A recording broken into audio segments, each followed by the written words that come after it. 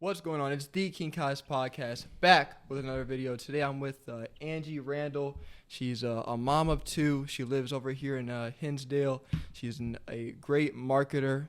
Angie, how are you doing today? I'm great. How are you? Yes, ma'am. I'm doing amazing. Thank you very much for being on here with me. Happy to be here. Of course. So basically, Angie, she's a marketer. She had some medical issues in the past, and she's overcoming them. And besides from that, we'll get straight into it. That's like a bit of what we'll go into. This will be a bit of a shorter video, not like the last one. I know that one was about 47 minutes. But Angie, if you don't mind, do you mind going into a little bit about you growing up, what you did for college, and any cool stories you may have had? Sure. I grew up here in the Chicagoland area, actually. I'm one of the people who actually grew up in the city, which I feel like is kind of rare for living out in the suburbs now. But both me and my husband grew up in the city. Pretty typical childhood. I was very lucky. I have, really great supportive parents. I had an older brother growing up, and just kind of had a traditional upbringing. I was a competitive gymnast my entire life, actually. And then I went off to college in California. I wanted to escape the Chicago winters, which I'm sure you can't blame me for. Of course, it's horrible. And I just, always kind of wanted to see the world, and so, or see a different part of the world. So I wanted to try something different. Of course. What did you end up majoring in college? Marketing and communications. What made you want to do marketing? Like, you saw people were making money in it, or you were already good at it, or what made you say, marketing is what I'm going into? That's a really interesting question. I don't know. I always liked to write. I liked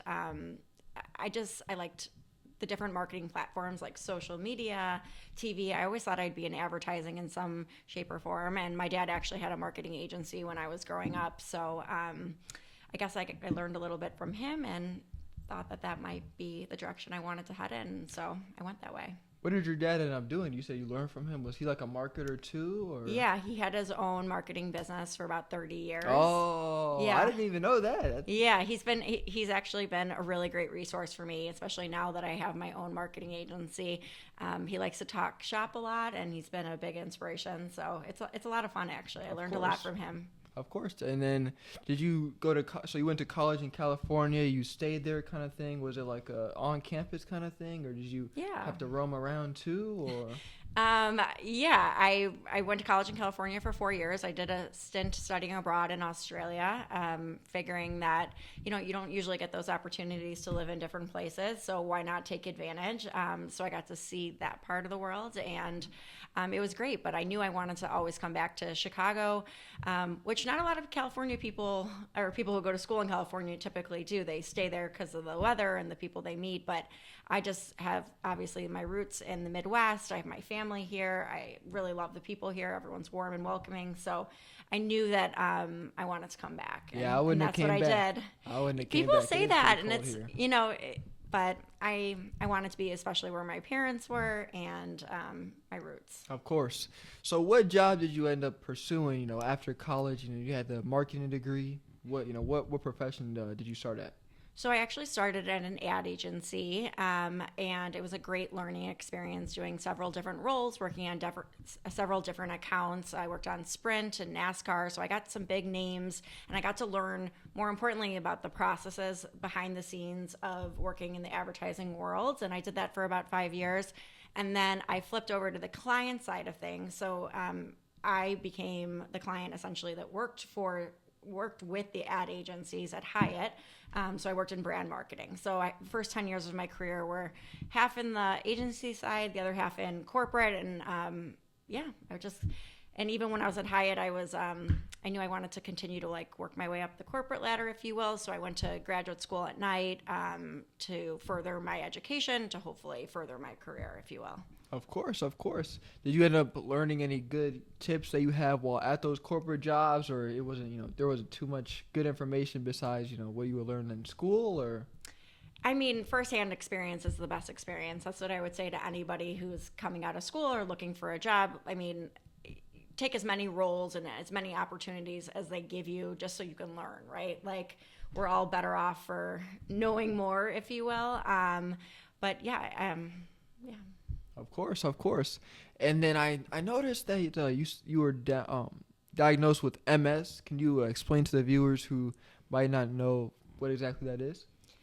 Well, MS is multiple sclerosis. It's an incurable neurological illness that affects people very differently. It could affect you, your neuro, from your sensory issues to vision issues to mobility. People experience MS in very different ways. But for me, I was diagnosed when I was only 28 years old, which is pretty young, and I lost the vision in my right eye, which was obviously terrifying and very, very unexpected. I woke up one day and I literally just couldn't see, and I knew obviously something was terribly wrong. I just obviously didn't know what it was, and at the time, the doctors didn't know either. It was kind of like going from one person to the next, trying to figure out what it was. And then one day I woke up and I couldn't feel my arms, my legs, everything went totally numb. And we knew at that point that I needed an MRI, which conclusively proved that I had MS.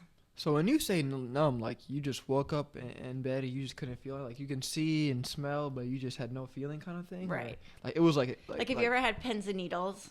Definitely. Okay, so imagine the most severe part, imagine that to like the most severe. So you could feel degree. like those little weird things? Or? Yeah, I just couldn't really like move my body. It was like I don't even know how to explain it. It was terrifying, to be honest, because I was very healthy, right? I was a very active, healthy 28-year-old. I had just gotten married. Life was perfect. I'd never been, more than sick with a cold, in my whole life. And then all of a sudden it just totally changed. And it ended up changing the trajectory of my career and my life as I knew it at that point in time. So when you say trajectory with your career, what exactly do you mean? Well, I always say that I was not expecting that diagnosis, and that diagnosis ended up shifting my personal, my professional life, turned it all upside down. And I knew because I was pretty sick at that point, I couldn't really function in the same day-to-day that I was in my corporate job where I was working crazy hours and, I had a lot of stress. And so I knew I actually decided to quit working. I just had to, just take a halt and stop everything I was doing because I needed to focus on my health, right? And you just know there's certain points in your life where, you expect your career to go this way, but sometimes you just have to take a big step and do something different. So I quit my job. I was focusing on just being a mom and getting my health back to normal. But that only lasted, a few months because I'm a worker. Like I'm somebody who, really thrives in my career. And I decided to start my own business, my own marketing agency based on all the knowledge and everything I had learned in the first 10 years of my career. And I started very small, but it ended up being the best thing that ever happened to me because it not only allowed me to do what I like to do from a marketing perspective, but it allowed me the flexibility to work on my own, at my own time, on my own hours. I could still I could work in the hospital if I had a bad, if I was sick, or I could, if I had a bad day, I could, take a step back, and it allowed me to be a mom and focus on my health while still thriving in my career, if that makes sense. And thankfully, my MS stabilized, and I got on medicine, and I'm obviously doing very well today. But switching the career was the greatest gift that I didn't know that I was getting at the time because, like I said, it allowed me just the flexibility to do all the other things I wanted to do, including being a mom who's present and home and not always in the office, if you will. So how did you get started doing that? Did you were hospitalized and then you got sent home and you had a couple of friends that had some businesses and they were thinking, Angie, while you're home, you think you can help me out, get a few new followers or something like that? Or how did you get that idea? So actually, the way it all started was after my MS diagnosis, I made a conscious decision early on that I wanted to lead by example for other people living with MS, and I really wanted to conquer it, right? I didn't want to just have this disease define me. I wanted to live well and strong with MS, which ended up becoming the blog that I started.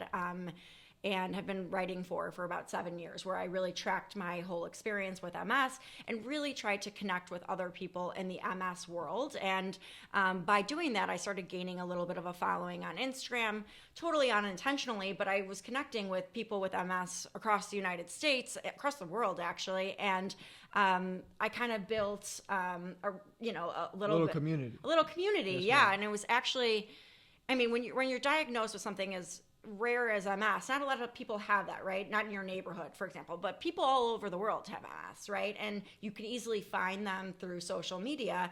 And that was kind of like a gift because I would support them, they would support me, and we ended up even formulating a Walk MS team through the National MS Society, where I ended up at one point having 20 women with MS all over the country, raising money to find a cure for the disease, and us coming together and supporting each other. And it's just kind of a beautiful thing. We became the #1 fundraiser in Chicago for maybe 5 years in a row, and really did something positive with the diagnosis, where instead of sitting back and saying, okay, we have MS, we're like, no, we have MS, but we're doing something about it, and we're trying to make a difference and a change for the people and the future of MS and whatever that looks like. Of course. So you said you guys started with the marketing. Like, what kind of marketing is it? Like a social media marketing? Is it like a I know I do door-to-door marketing. I'm sure. Yeah. I'm sure that's not probably what you do. No.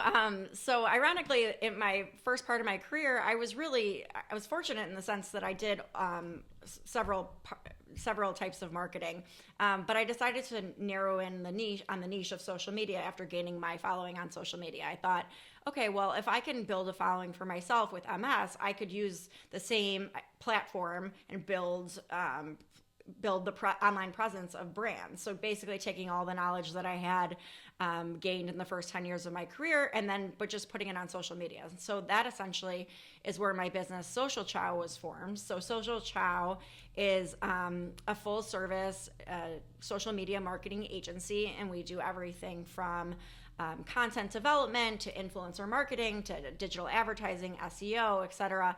And we do that for lifestyle brands globally now. So what started as a very small thing I did while my daughter was napping is now 8 years later a much bigger agency.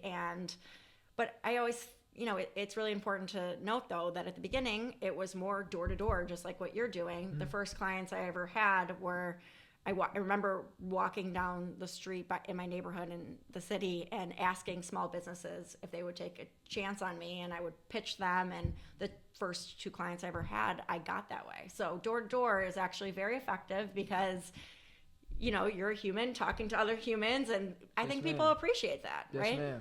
Were there any cool stories with that? I know, my first, I got some crazy stories from knocking doors. Do you have any like crazy stories, or at least like how you got through those no's? I know a lot of people, they can't do it because like if somebody tells them no, leave me alone, blank you, blah blah blah, they're gonna go home with their heads down. You have any it's hard. I mean, you're gonna have to have a lot of rejection before you get some yeses, but I think those yeses really build your confidence and also teach you a thing or two. And even the no's teach you a thing or two, right? Like, what could I do differently? How could I pitch it a little bit differently? But the beauty of it that I look back at now is those 2 clients are still 8 years later not only the clients that I worked with, but they were my friends. Like, we built something actually really great together, and they took a chance on me.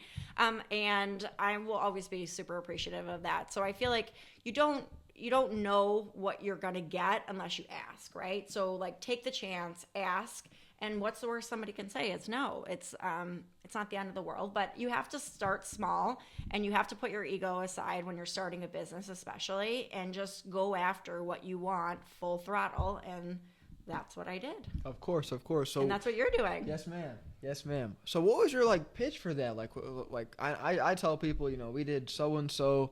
We detailed their car right in their driveway. Done over 80 people in Hinsdale. I know social media marketing is really big. At least on social media, people are selling courses on how to do that stuff. But how do you get people? Do you just say do you know this business? We look at their following. Is that okay? So I just pitched a new client on Monday, and so I'll give you kind of 3 things that I would do if I were you, or if I was starting any business and I was trying to sell something. First thing is I would be very clear on what you're offering. So every business, in my opinion, should have social media, but a lot of people don't know what that entails. They're like, yeah, I need to have it, but how do you define that? So what I did was I created 3 packages. I had 3 different price packages with different offerings, and it was very clear. I had it in a flyer. It was very I articulated very clearly what I was going to offer them at 3 different price points. And that helped them gauge it, right? And that's a great starting off point. Another thing that you have to do is you have to give them case studies, or in your case, maybe pictures. You can show them the work that you've done. But I have case studies of the work that I did and how I've helped other brands grow, right? And I even had it with my own social media following. I was like, hey, I went from no Instagram followers to 10,000 Instagram followers, and it took me a year. I mean, that says something, right? You're proving your credibility through the numbers.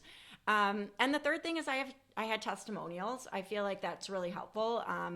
Whether a testimonial is, people can read it or you can get video. I mean, especially in this day and age, nothing is more powerful than somebody else vouching for you. And that's the power of influencer marketing as we know it today too, right? If you trust somebody and they say, this person is great, you're more likely to work with them, right? Yeah. So a referral goes a long way. Did detail a couple of your friends' cars as well. Yeah. Yes, ma'am, because you post on the story. Yeah, I mean, that's influencer marketing for you, though, because people, again, trust people.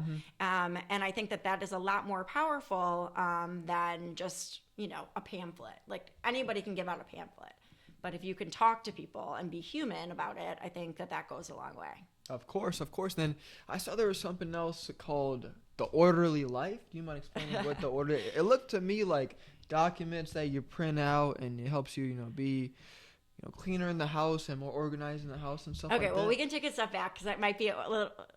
So the orderly life is my secondary business that has nothing to do with the marketing business, but I think it is really important to talk about because I believe that the orderly life, the concept of which I'll explain to you, is the reason I am capable of running a business, being a mom, being a homeowner, like doing all the things, right? I feel like women especially try and juggle all these different responsibilities, and it's very overwhelming, right? And what I learned that was the only way I was going to be able to quote unquote do it all, like have a career, be a mom, do all the things, is I had to be organized, right? Because if you're not organized, it's harder for your business to be successful. I mean, it's harder for your life, right? You got to figure out how to be efficient with your time. You got to have processes that help you do things quickly. I mean, that's very real, right? And so what I did very early on in my career was figure out ways that I could do things faster and easier so I could have more time to spend with my kids or do whatever. So those processes are the orderly life. So the orderly life are let's just say for my home, I make a home maintenance binder. When you buy a home, for example, nobody really knows, okay, well, how do I take care of this home? You're like, it doesn't come with a manual. It doesn't come with a guide. I'm giving other people a guide. I'm giving you a binder that tells you exactly what you need to do every single month of the year to maintain your home. I'm giving you a system. I'm giving you folders. I'm putting it all in one nice binder, if you will. And it really helps me on a day-to-day basis know how to manage my home. And when I get a receipt for something, I put it in there. When I have something serviced in my house, I write it down in my log. Very basic, simple things. It's not like a hard concept, but unless you have that binder, that system, it you know what I mean? It just makes your life 10 times easier. So that is the orderly life. So what I do now is I run workshops where I teach these organizational systems to other women that are busy, just like me, usually moms that are working and need a little bit of help. And I teach them some of these organizational systems that have quite literally saved me and allowed for my career to flourish. So yeah, that is the orderly life. Of course. How do you get people for that? Is it more like a referrals kind of thing? I know you were saying 10,000 on Instagram, so you have a bigger community on there to say, hey guys, you guys saw me going from this to this. Part of my success was due to the orderly life. I'm sure, if you guys struggling on building your business or having a smoother life, try this out with me on, Tuesday at 5 p.m. and check this workshop out. Is it one of those kind of things where it's the orderly referrals? life? Yes, it all started very organically, to be honest. I'm on Instagram all the time, not only because that's what I do in my career, but I enjoy connecting with my own community on Instagram. And people watch me implement these systems, right? I talk about the partner, like the people I work for that or work with that come into my home and how I manage my home and all those, and they see it, right? And somebody will say to me, can you teach me more about that? Can you show me more about that? And eventually I had so many people who asked me about it that is the reason actually that I started these workshops, because I had enough people that were interested in the things that I did, that they wanted to learn those systems. So it was actually, it kind of fell in my lap that way, because the systems are more than just, your home maintenance. It's how I organize my financials. And I have something called a what if emergency binder, which I think is the most essential organization system any household can have, that houses your most important documents in one place. God forbid something happens to like you or your spouse and you need access to all your most critical things. I mean, every mom, or not even mom, any household would benefit from that. You know what I mean? And so people are like, yeah, I could use this. Can you teach me it? And I'm like, sure. So on the side, every couple of months, I do one of these workshops. It's more of just like a thing that, a passion project and I really like helping people. And again, I think organization helps reduce stress. And so I feel like I'm helping other moms become less stressed. Of course. So it sounds like you're pretty good at, just finding new marketing businesses to, start up, like the Orderly Life. You were just doing it for yourself and it turned into something bigger. And Social Chow, you started doing it, yourself. What recommendations and tips do you have for people that also feel like, marketing is they're kind of niche, but they don't know how to, get the ball rolling? Like, what would you tell them just to get started out? I know marketing is like a huge, like, I know plenty of people go to, college for marketing, but not everybody can own, a successful business around it. What would you tell people to, get started on their own? Well, if you wanted to start on your own business, whether it's marketing or anything else, the number one thing I would say is you would need to figure out like what it is that you're good at and what service it is that you would provide very specifically. Not like I want to be in marketing. Like in my case, it's like, okay, I want to offer social media services, and then I could define that even further. Like I only wanted, at the beginning, I only did Instagram and I only did Facebook, right? And I only want to offer that to lifestyle brands, which again is very specific. And I have a specific client type at the time, which was small business when I just got started. So narrow in on exactly what your niche is, because you need to figure out how to be the best you can for that niche. You can't reach everybody. Like that is like the number one mistake, where they're just like, I want any kind of client. It's like, no, there's a specific type of client that you need to go after, and your pitch and everything else needs to be very clearly like, targeted towards them. And I think that will make you more successful. And I also just say that when you are contemplating starting a business, if you are, you have to love it, right?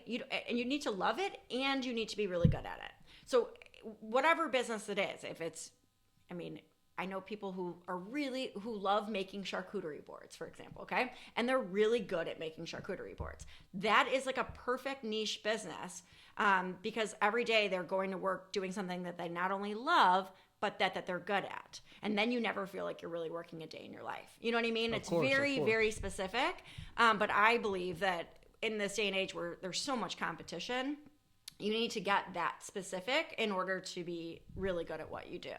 Of course. And then are there any important lessons you learned? I know one of my questions was going to ask you, having MS, how did you want to get up and start, because you said that's like what's it called? Like the climax of like you being diagnosed with it is also when you started the Social Chow. Yeah.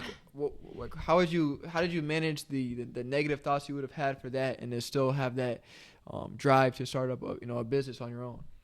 I think if we're just talking about general like lessons learned in this entire process, I would just say life is very unpredictable, and your career is not always going to be linear, right? The sooner all of us can grasp that, the better off you will be. What defines you, in my opinion, is not what you go through, but how you pivot when, shit hits the fan, for lack of a better word, right? Like, I mean, it's so easy if your career just keeps going up, up, up and you're getting promotion. But it's not easy when, you know, you get diagnosed with an incurable illness and you have a choice. Do I pick myself up? Do I pivot? Or, you know, those are the lessons that like define you. And so what I would say is, you know, it may not be an illness. It may be that you get fired or something, whatever it is, something is going to happen to all of us inevitably, right?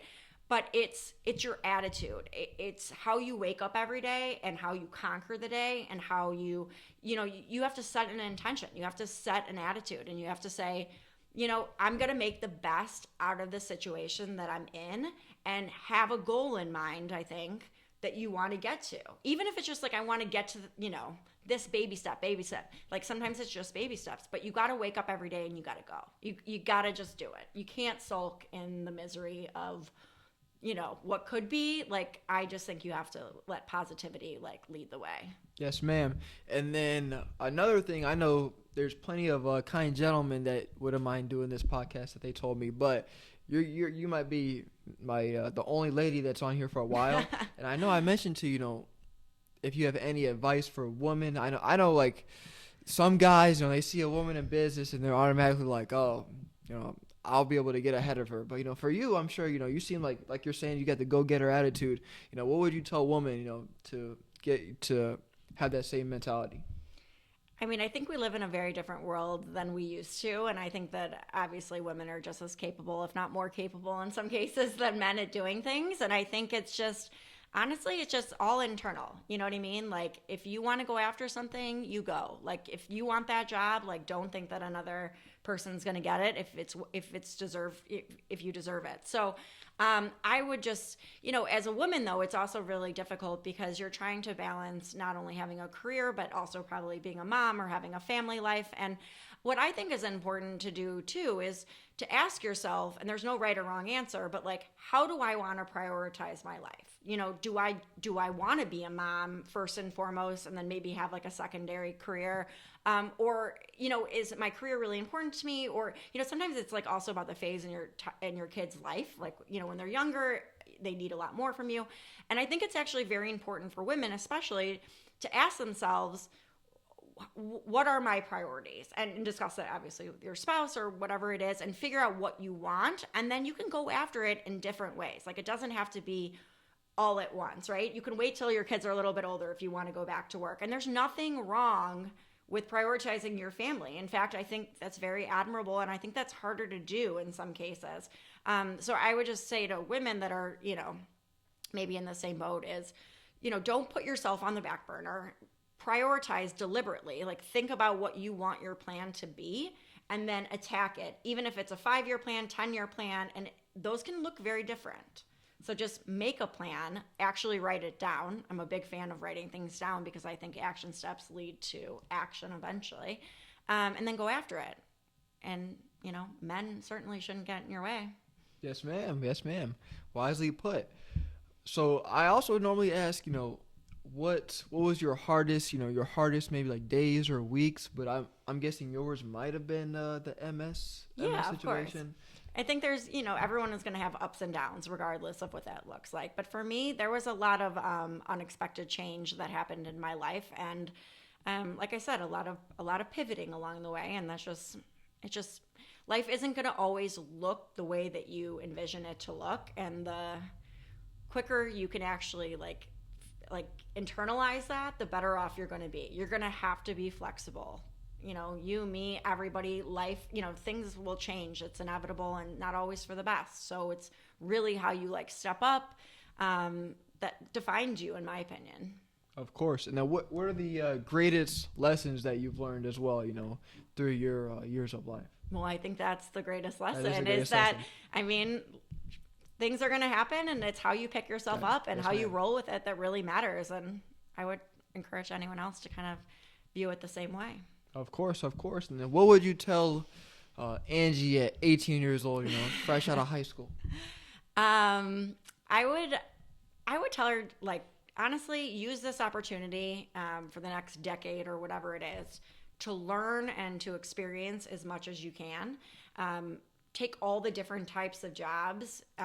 Don't stay, you know, in one place, if you will. If somebody asks you to travel, go on that trip, take this job, like read this, learn that, say yes to everything essentially, right? Because there's only a limited point in your time where you're not going to be held on to those like bigger responsibilities like kids or living in a certain place or, being married. When you're in your 20s, you're figuring out you, right? So do everything you can to learn as much as and experience as much as you can, because I think that will only help you get to know yourself better, so that when you do decide to settle down, when you do decide to get married, make sure you're marrying the right person.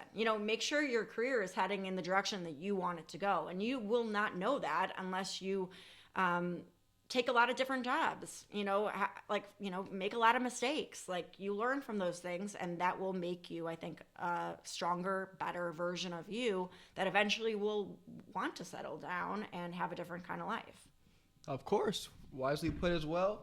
Thank you very much for doing this with me. Of course. Thanks for having me. Yes, ma'am. Yes, ma'am. But this will be the end of this episode. I'll have some more coming out. Angie was really kind to come on here with me, and it was an amazing marketing story. We'll have another KingCast episode out in, I would say, next couple weeks or so. Bye-bye. Bye.